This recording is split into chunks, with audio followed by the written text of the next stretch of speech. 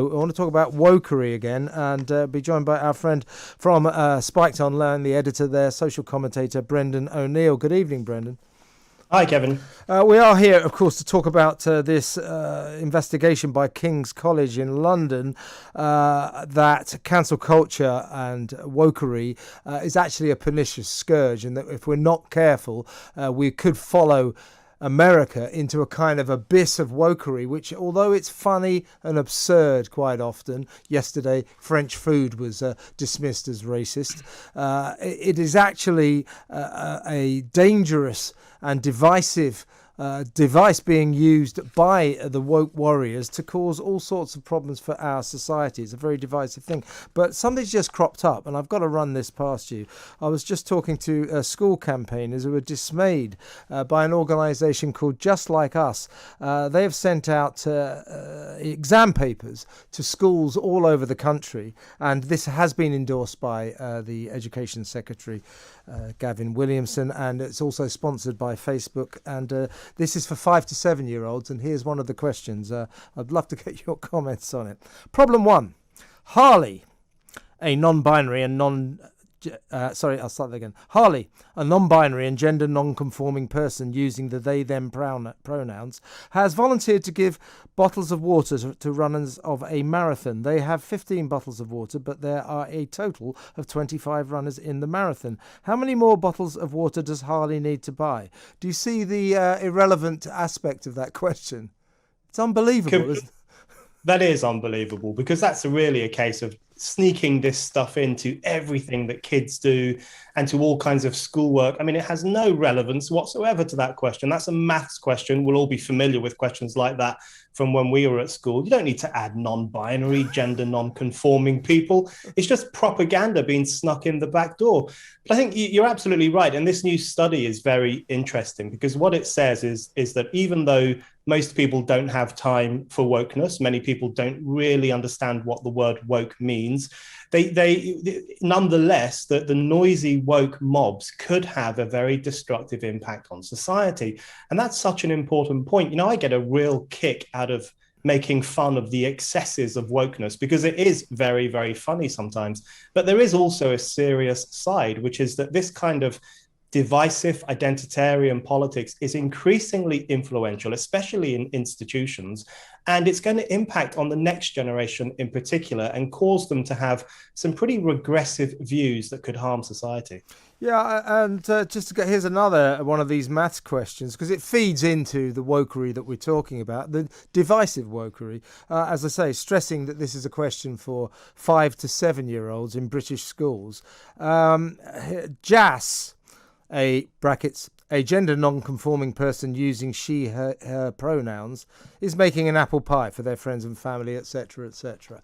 I mean, the point about this is not only is it sponsored by Facebook, which should have a real look at it, it's also endorsed by Gavin Williamson and the Education Department. So that's what we're talking about. That is why this kind of wokery is divisive and dangerous, because the authorities don't have the guts to challenge it.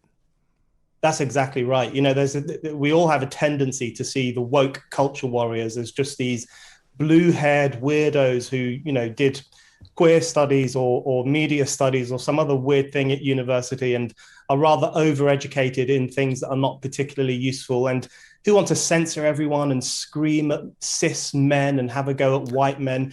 And, you know, of course, those people exist. They're online, they're on campuses, they're making a loud noise in public debate.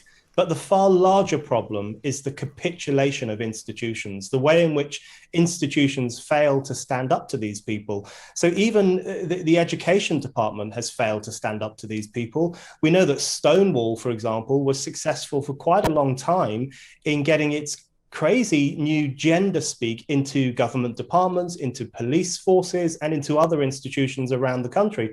That's now being rethought, and lots of people are pulling out of that. But across the board, in the police service, the government departments, institutions, art galleries, all sorts of contemporary organizations, there is this capitulation to wokeness and this embrace of ideas that most people consider to be quite batty. How do you teach children the sort of basic facts of life and or grammar when you say That non-binary person over there must be addressed as they or them. How do you explain to them that that singular entity must be addressed in the plural? How do you teach grammar under those circumstances? Well, you can't. That's a really important point. You know, the they them pronouns. If you ever read a newspaper article about someone who is they them, it just makes no sense. I mean, you just keep tripping up over words and sentences, thinking, "Hold on, who are they talking about? What's going on here?" So that I think is a very important point. This wokeness is a crime against grammar as well as a crime against reality and reason. And the problem is that there are so many basic things that children will fail to learn as a consequence of these ideologies. So biological sex is out the window. You know, you're no longer allowed to talk about men and women. You're no longer allowed to say that someone with a penis is a man and someone who is with a vagina who can give birth is a woman. You know, that's a bad thing to say these days. Of course, you have to use they, them if someone demands it, which is completely undermines grammar and basic English. So English, science, all these kind of reasoned things that we are supposed to teach kids, all of that stuff is undermined by this Orwellian war on language. So across the board, I think this kind of ideology is having a destructive impact on how we socialize and educate the next generation. I had a guest on last week who had, quite rightly in my view, pointed out that this retain and explain philosophy, whereby if you have a statue of somebody who was connected to the slave industry, instead of throwing it into the sea or pulling it down because it's so heinous, you put a sort of plaque or a notice to explain their connection to the slavery, and therefore that enables you to retain. And he said, quite rightly in my view, that is complete capitulation to wokery. That's what they want. I then went on to ask him, I said, well, you know, who's behind all this? I said, there must be somebody kind of planning this. He said that he thought that it was just sort of loudmouth big heads who sort of wanted to be in the news. But I've got to admit, Brendan, I feel a little bit more suspicious than that. I think there must be some people planning this kind of stuff. Well, it definitely feels like that sometimes. But I think probably one of the reasons it feels like that is because apart from sensible people like you and a few others, there isn't much pushback, and there certainly isn't much institutional pushback. So it looks like these people have free rein. It looks like they can do pretty much anything they want.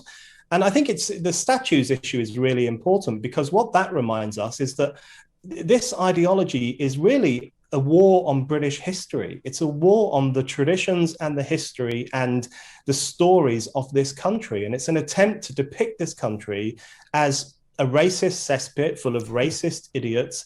And our history was just a litany of crimes, one horror after another. We all live in the shadow of empire, in the shadow of slavery, in the shadow of colonialism. We should self-flagellate for these crimes all the time.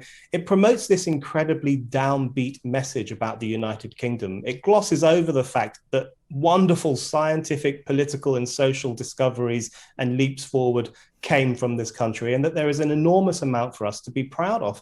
So the anti-Britishness, the statue bashing, the flag bashing, the way that anyone who feels patriotic is looked down upon as an idiot, that is a central part of the woke ideology. And I think the reason that stuff is taking hold is not because it's an ideology shared by most people. It absolutely is not. But once again, it's because of the cowardice of the political establishment, who failed to stand up and say, listen, this is a good country. We have a good history. Let's stop beating ourselves up. And this is why the woke warriors win when we retain and explain. If you go down to the Jane Austen Museum, which is her former house down in Hampshire, which she shared with her father, who was a vicar. That vicar, her dad had some kind of connection.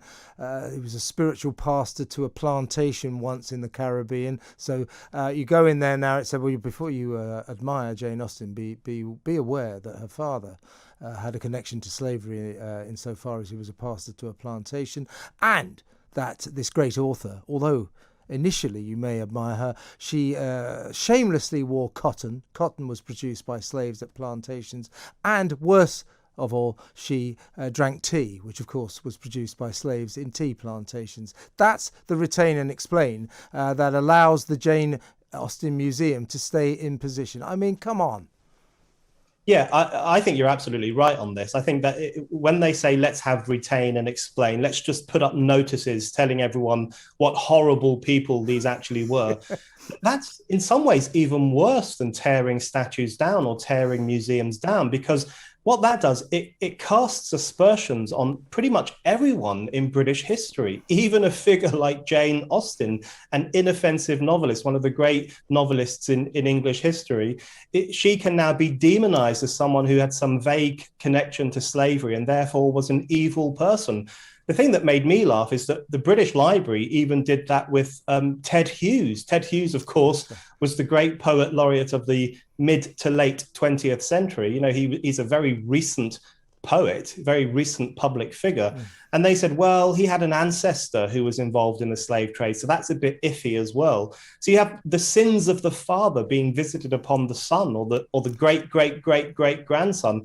So the retain and explain thing, this plastering of notices across the British Museum, the British Library, Jane Austen Museum, what that really is about is saying, listen, this is a horrible country full of horrible people, and you have to face up to that fact. Your heroes were nasty individuals. And that is such a negative, depressing, anti-patriotic message that I think is winding up a lot of people. I agree. Retain and explain is not a compromise solution to this problem. It is a victory for the woke warriors, pure and simple. And don't forget that Ted Hughes was, of course, dismissed as a terrible beneficiary of slavery.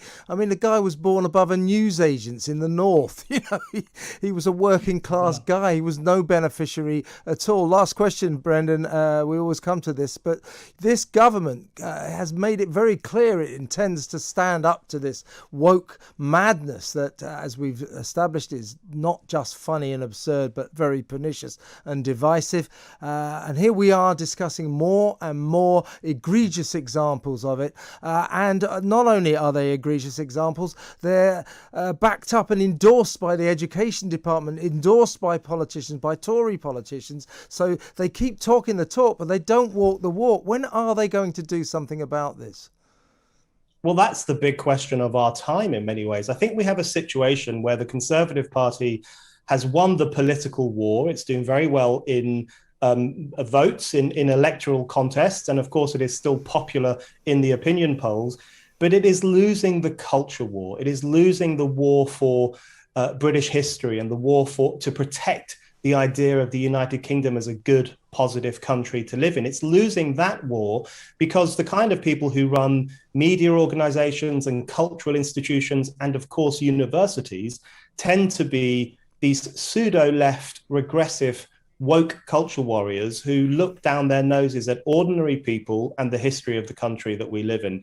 So the government has got to take the culture war more seriously. It can't keep running away from this. It can't keep just saying we are going to do something about it at some point, but we're not sure when. It has got to take it more seriously. It should be fighting this war every single day. And then it would become even more popular and we might start a pushback against these regressive ideas. Well, we're going to do our best to keep this pushback going. I feel sometimes, Brendan, we're yodeling into the abyss, but I'm not giving up and I know you're not either. Always a pleasure to talk. Thank you so much. Brendan O'Neill, editor of Spiked Online.